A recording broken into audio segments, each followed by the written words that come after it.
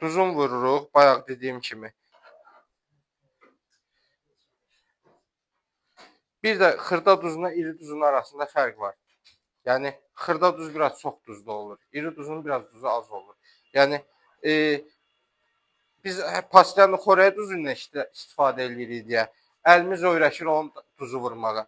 Bundan istifadə edəndə biraz bacardığınız qədər az istifadə edin. Olur da situasiyaya düşərsiniz. Olmaz, bundan məcbur olarsınız işlətməyə. Onda onu elə eləyin ki, duzu çox olmasın yeməyin.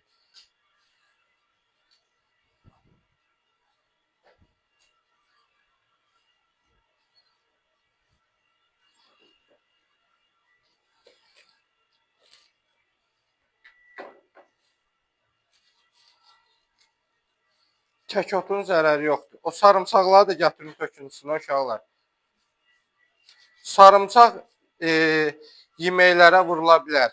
Və yaxud sarımsaq yağı eləyirik. Adi sarımsağı yağla qarışdırıb blender eləyirik. Yeməkləri istifadə eləyirik. O özü tökün içinə. O özü yeməyə belə deyək də xüsusi bir aromat qatır, dad qatır. Yəni dadlı olur. Amma müəyyən qədər də lap da çox vurub sarımsağı neyin çıxartmırıq çox da.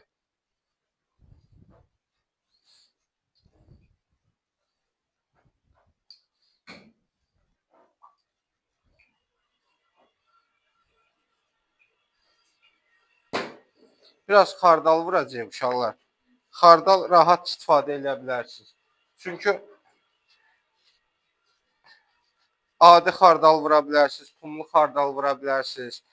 Dijon xardallar var. Həm tumlu olur, həm tumsuz olur, sadəsi olur. İstifadə edə bilərsiniz. Çox da vurmuruq, amma yeməyə belə şeylərə də istifadə edə bilərsiniz.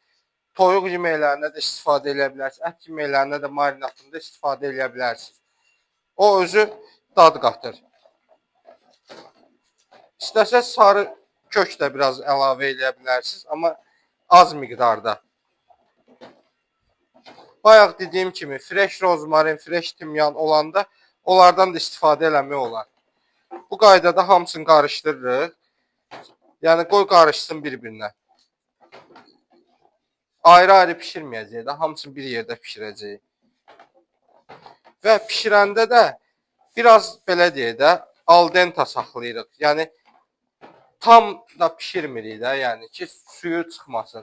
Bu onsuz tərəvəzdir. Belə deyim də, yəni bunu da sən çiğ vəziyyətdə yeyə bilirsən, bibər də yeyə bilirsən, çeri pomidor da onu da yeyə bilirsən çiğ vəziyyətdə. Yəni ona görə lap da çox pişirib xəşilini çıxartmırıq. Biraz bərk qalmağın ziyanı yoxdur.